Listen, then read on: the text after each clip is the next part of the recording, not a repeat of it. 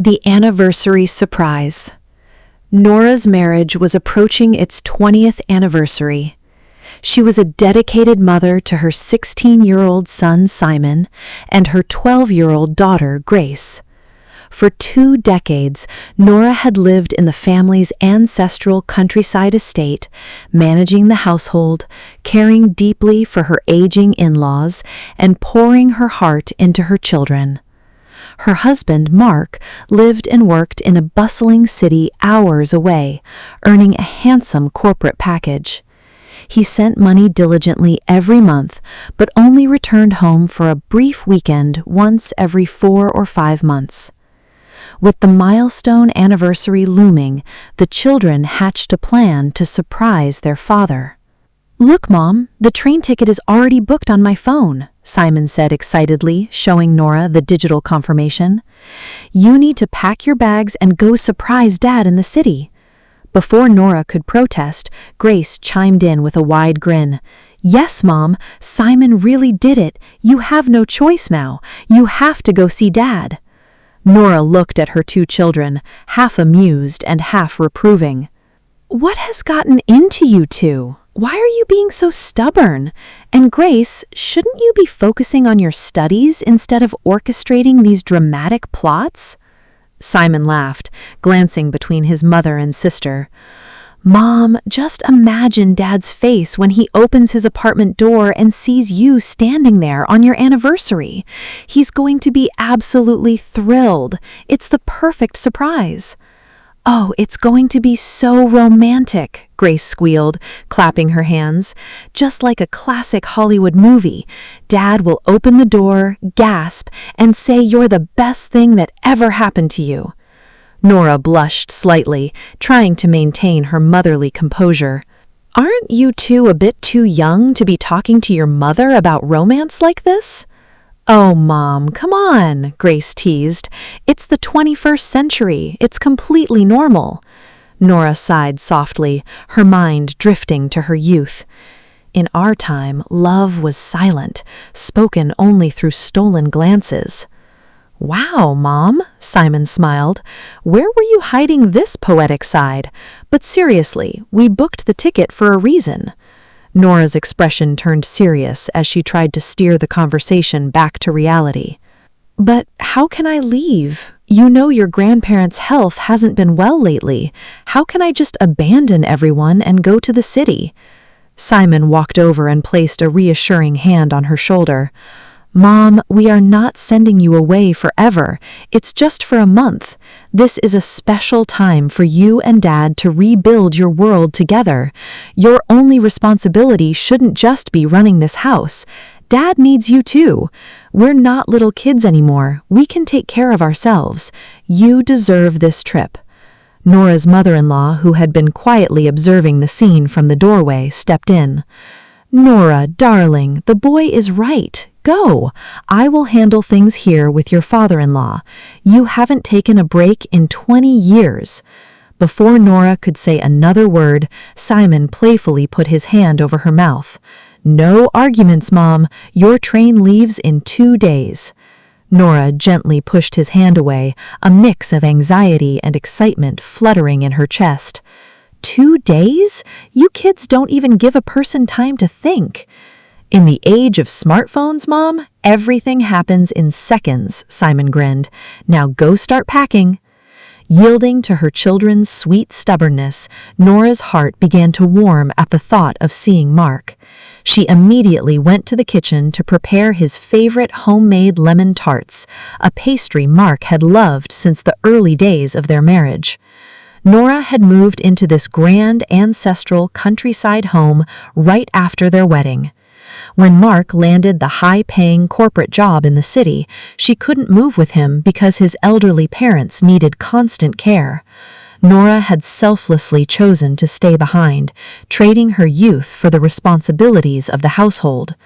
Mark's monthly transfers sustained them, but during his rare, fleeting visits, he was always too exhausted or preoccupied to give Nora any real time. They had grown distant, living almost like strangers bound by duty. Now, full of hope, Nora boarded the train.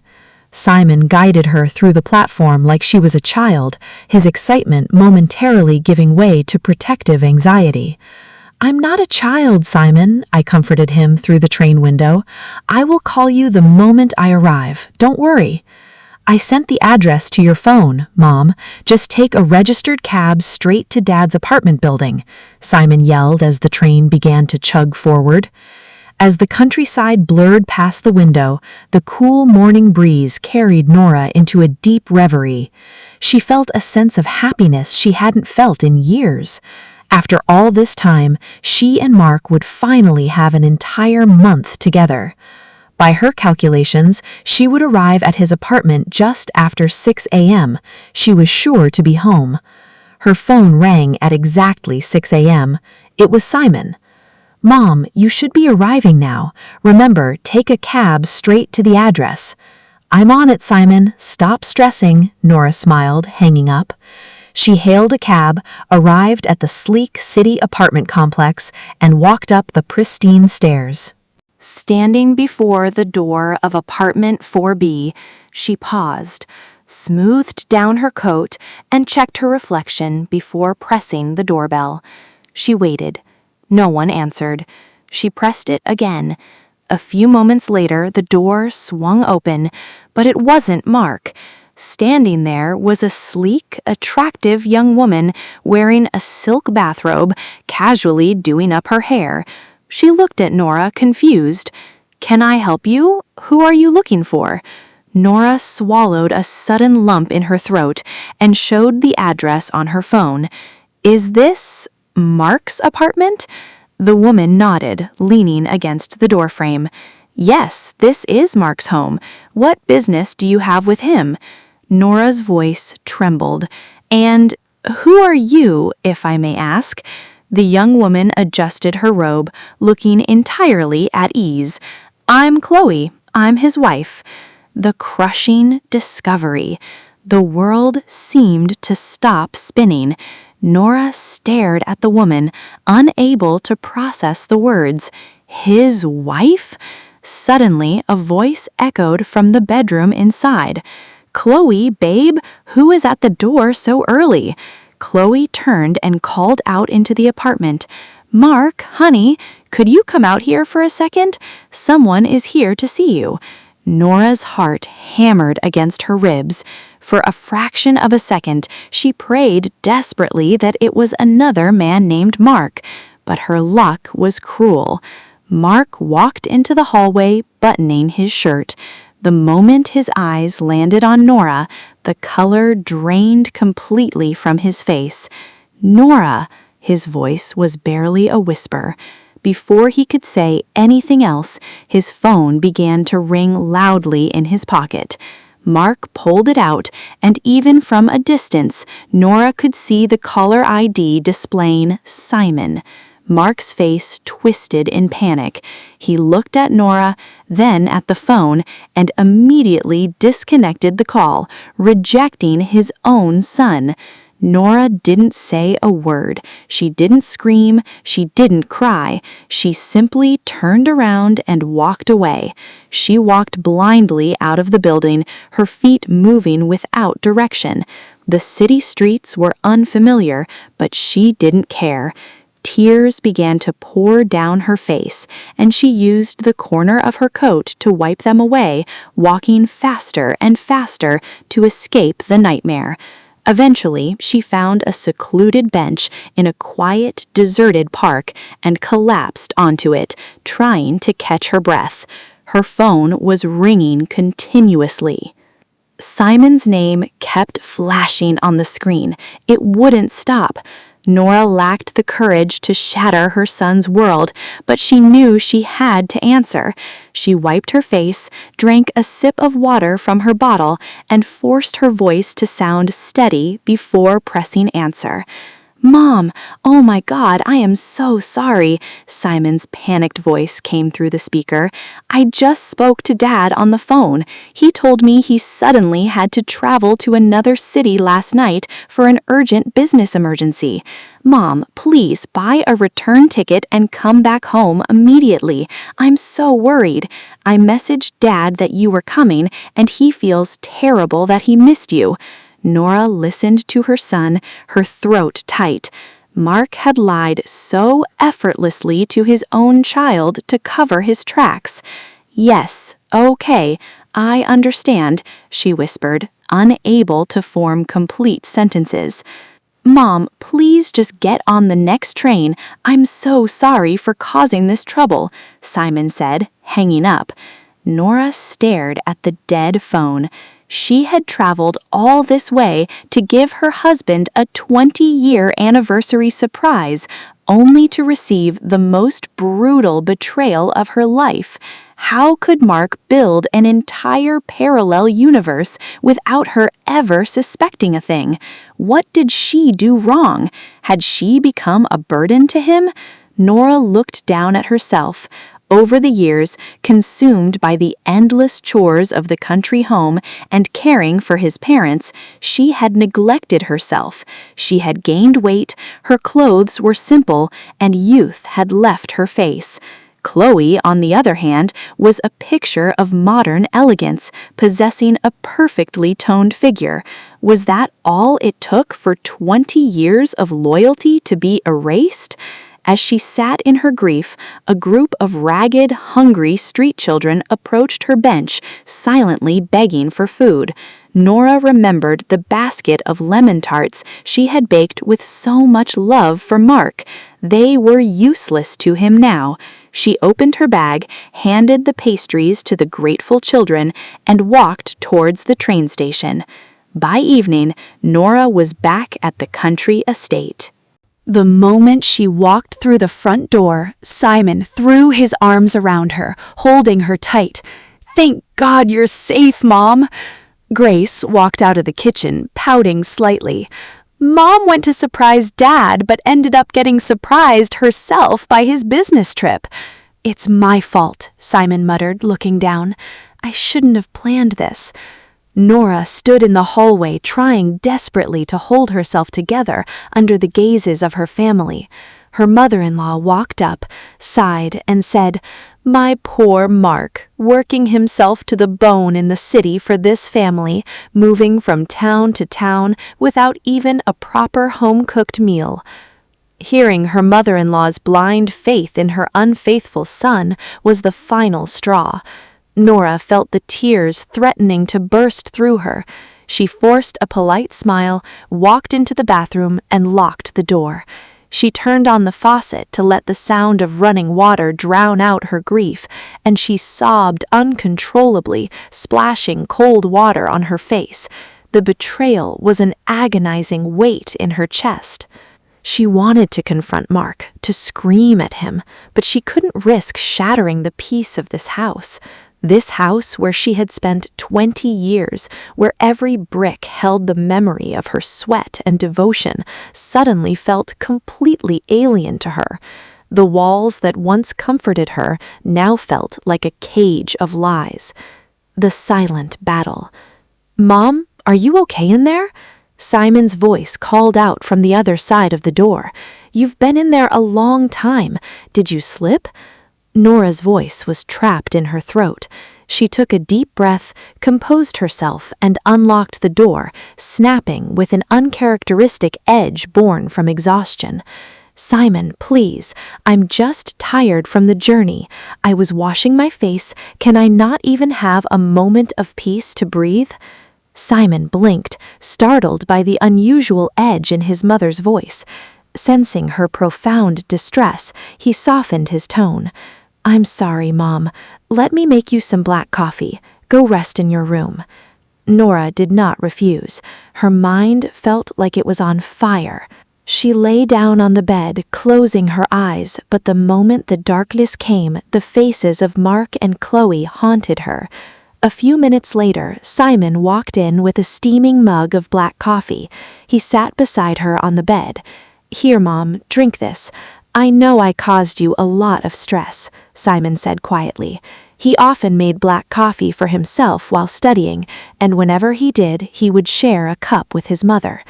Nora accepted the mug silently, fearing if she spoke, her voice would break and reveal the ugly truth. Seeing her silence, Simon gently told her to rest and left the room. But sleep was miles away from Nora's eyes. Meanwhile, back in the city apartment, a storm was brewing.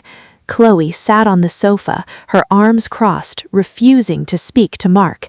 She had realized that the woman at the door wasn't just a random visitor, and Mark's panicked reaction had confirmed her worst fears. Mark had been living with Chloe for 5 years in a live-in relationship before they finally had a quiet wedding at a registry office 2 years ago. Chloe had fallen blindly into his trap, believing every word he said. When she discovered Mark was sending large sums of money every month, Mark had lied, claiming his elderly parents lived with a distant relative who required financial aid. Chloe frequently asked to meet his parents, but Mark always deflected, saying, "They're traditional country folk, Chloe. They will never accept a modern city girl like you." Mark and Chloe worked at the same corporate firm, which is how their romance had blossomed. But now the truth was out. Chloe wasn't submissive like Nora. She was a modern, independent woman who knew her rights. "Who was that woman, Mark? Tell me the truth," Chloe demanded. Cornered, Mark finally confessed. When Chloe realized she had unknowingly participated in destroying another woman's 20-year marriage, her love turned to pure disgust. "You are a monster," she spat, packing her bags. "You stole another woman's life, and you lied to me for 7 years. I want nothing to do with you." Mark begged and pleaded, but Chloe walked out of the apartment, leaving him alone in the wreckage of his own making. Back at the countryside estate, days turned into a week, and Nora remained enveloped in a chilling silence. The only person who truly noticed the shift was Simon. Every time he tried to talk to her, Nora would offer a weak excuse and look away. Simon began to internalize the guilt, believing his failed anniversary surprise had broken his mother's spirit. The exposure. 4 days later, Mark unexpectedly arrived at the countryside home. The moment he walked through the door, his mother's eyes filled with joy, and Grace rushed to hug him. His mother immediately instructed Nora to go to the kitchen and prepare Mark's favorite dishes. Mark walked into the living room, throwing casual glances at Nora, trying to gauge her reaction, but Nora's face was a mask of cold indifference. Seizing a moment when the family was occupied, Mark cornered Nora near the hallway. "Nora, look, about that day." Nora walked right past him, as if he were a ghost. That night at dinner, Nora served the food. When Mark's mother looked at the table, her face fell. "Nora, what is this? Not a single dish on this table is something Mark likes. Why didn't you cook his favorites after he came home from the city after so long?" Nora remained silent, clearing the counter. Simon watched his mother intently. The mother who used to spend days preparing elaborate feasts whenever her father returned was now serving a meal that completely ignored his presence. Something is fundamentally broken between them, Simon realized. Mark sat in his room later that night, nervously waiting for Nora to come to bed so he could smooth things over. He believed Nora, being a traditional housewife, had no options and would eventually forgive him once her anger cooled. "She depends on my money," he thought arrogantly. "She has nowhere else to go." But Nora had no intention of entering that room. After finishing the kitchen chores, Nora walked straight into Simon's bedroom. "Simon, I'm sleeping in your room tonight." Simon looked up from his textbooks, startled. "Mom, did you and Dad have a fight?" Nora looked at her son, and for the first time, the dam broke. Tears welled in her eyes. Simon rushed to her side. "Mom, please tell me. You've been carrying this heavy burden alone since you came back from the city. What happened?" Nora tried to choke back her sobs, shaking her head. "Just turn off the lights, Simon. I have a terrible migraine." Simon obeyed, switching off the lights, but none of them slept that night. In the master bedroom, Mark kept staring at the clock, realizing Nora wasn't coming.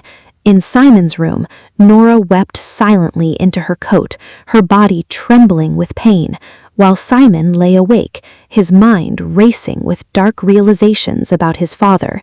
Nora knew she couldn't stay in this marriage. Her trust was shattered. But a terrifying reality loomed over her. Where would she go? Who would hire a middle-aged woman who had spent her entire life in a kitchen? How would she support Simon and Grace? Returning to her own parents' house permanently with 2 children felt humiliating. She was trapped by financial dependence. The next morning, Nora was up before dawn, starting her kitchen routine. Mark, who hadn't slept all night, walked into the kitchen. "Nora, are you really going to give me the silent treatment? Look, it was a mistake." Nora ignored him entirely, her hands moving mechanically as she chopped vegetables. Mark stayed for 2 more days, but Nora never uttered a single syllable to him. Frustrated and assuming she just needed more time, Mark packed his bags and returned to the city. However, the moment Mark walked into his corporate office the next morning, the atmosphere was toxic. His colleagues were staring at him with undisguised contempt. He glanced towards Chloe's cabin. She was there, but her desk was devoid of her usual personal belongings. Mark marched into her cabin, demanding answers. "Chloe, what is the meaning of this? You aren't even wearing your wedding ring. Do you know what people in the office are whispering?" Chloe looked up, her eyes icy. "Get out of my office." "Get out? I'm your husband. Have you lost your mind?" Chloe slammed her laptop shut, her voice echoing through the glass walls. "Husband? I told management everything, Mark. I told them how you defrauded your first wife, how you lied about your marital status, and how you trapped me. The whole company knows what a deceptive fraud you are." Panic seized Mark. "Chloe, please, just give me time. Your husband is alive. How can you just throw this away?" Chloe stood up, her face flushed with rage. "You are dead to me, Mark. I unknowingly took another woman's husband and broke her trust. I have nothing but pure hatred for you now." Losing his temper, Mark raised his hand and struck Chloe across the face. The sharp slap echoed through the corporate floor. Within seconds, security guards and colleagues rushed into the room, pulling Mark away. Chloe, refusing to be a victim, stepped forward and struck him back with equal force in front of the entire office. "Get him out of here!" she screamed. Mark was fired on the spot and escorted out of the building in absolute humiliation. To punish Nora for his downfall, Mark stopped transferring money to the countryside estate entirely, believing that financial starvation would force her to come crawling back to him on her knees.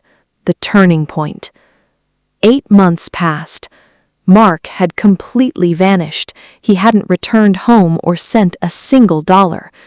One afternoon, Mark's mother complained to her husband, "It's been 8 months and Mark hasn't called or sent money. You need to call him." Mark's father slammed his hand on the table, his eyes blazing with fury. "I will never call that worthless man again. Do you think we live on his charity?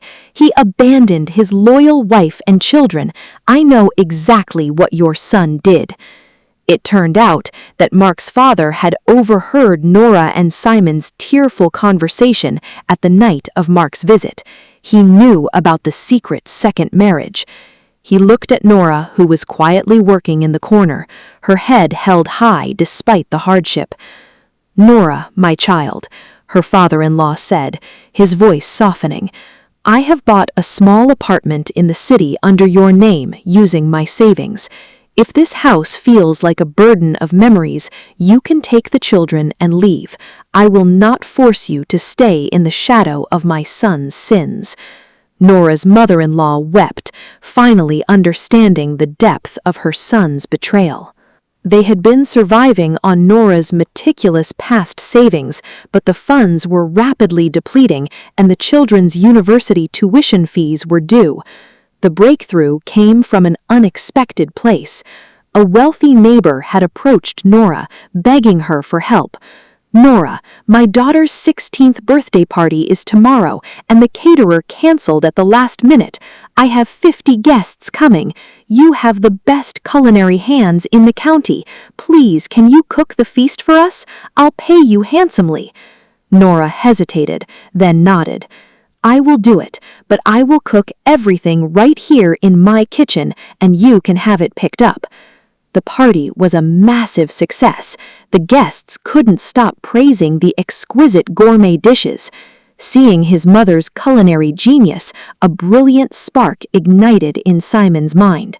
Without telling Nora, he began using his smartphone to film her every move in the kitchen, the way she seasoned the meat, her secret baking techniques, and her presentation. "Simon, why are you always pointing that camera at me?" Nora asked, annoyed. "Just documenting your magic, Mom," Simon grinned, editing the clips late into the night. Simon had secretly created a digital cooking channel under his mother's name, Nora's Country Kitchen. He curated the videos beautifully, adding elegant descriptions and music. Within a few months, a miracle happened. One evening, Simon dashed into the living room, throwing his arms around Nora. "Mom, look at this!" he yelled, holding up his phone. The channel had exploded, gaining over 16,000 international subscribers. One of her unique pastry videos had gone viral globally. Simon had linked Nora's bank account to the platform, and their first monetization payout of several $1,000s had just cleared. Nora stared at the screen, tears of pure disbelief streaming down her face. She, a forgotten housewife, was suddenly earning her own independent livelihood. Simon had opened a door of hope when all doors seemed shut. A new beginning. 2 years later, the transformation was complete. Nora was no longer the broken woman hiding in the bathroom. Under Simon's guidance, she had mastered digital media. She looked radiant, had lost weight, dressed in elegant modern attire, and her eyes sparkled with a newly found corporate confidence. She was now the primary breadwinner, single-handedly funding Simon's prestigious university education and Grace's private schooling. One crisp morning, the front doorbell of the estate rang. Nora opened the door, and her breath caught. Standing on the porch was Mark, but he was a shadow of his former self. His expensive suits were gone, replaced by worn-out clothes. His frame was gaunt, his cheeks sunken, and his eyes hollowed out by misery. After being fired and facing a legal battle with Chloe for fraud, he had spent months in a correctional facility and was now completely bankrupt. Looking at the elegant, confident woman standing before him, Mark couldn't believe this was the same Nora he had abandoned. Nora stepped aside coldly, letting him in. Seeing her son's pathetic state, Mark's mother broke down in tears, leading him into the sitting room. Where is Father?" Mark rasped, looking around the quiet house. "I need his forgiveness." His mother pointed silently to a framed photograph on the wall, adorned with a black ribbon. Mark froze. "Your betrayal broke her heart, Mark," her mother wept. "The stress took us from us a year ago. Before he passed, he transferred ownership of this entire ancestral estate to Nora. Nora could have left me alone, but she stayed to care for me because of the loyalty your father showed her." Mark collapsed into a chair, buried his face in his hands, and wept bitterly. He had lost his job, his status, his father, and the family that once worshipped him. That evening, after Simon and Grace returned home, Nora walked into the sitting room and handed a set of keys to her mother-in-law. "Mother, now that Mark is back to look after you, I am taking Simon and Grace. We are moving into the city apartment father-in-law left for us." Mark's mother held Nora's hands, her eyes filled with tears. "I won't stop you, Nora. You've done more for this family than my own blood ever did. Go live your life." Nora bowed deeply to touch her mother-in-law's feet, taking her blessings. She cast one final lingering look at the grand house where she had spent 23 years of her life, years of sacrifice, pain, and ultimate resurrection. Mark watched her from the shadows, wanting desperately to beg her to stay, but the sheer weight of his guilt kept his lips sealed. He had lost her forever. Nora walked out of the iron gates, flanked by her children, ready to step into a bright, independent future she had carved with her own 2 hands. A powerful reminder that a woman's silence is never her weakness, it is the gathering of her strength. If Nora's journey of self-reliance and grace touched your heart, please remember to hit that subscribe button, like this video, and share it with someone who needs inspiration today.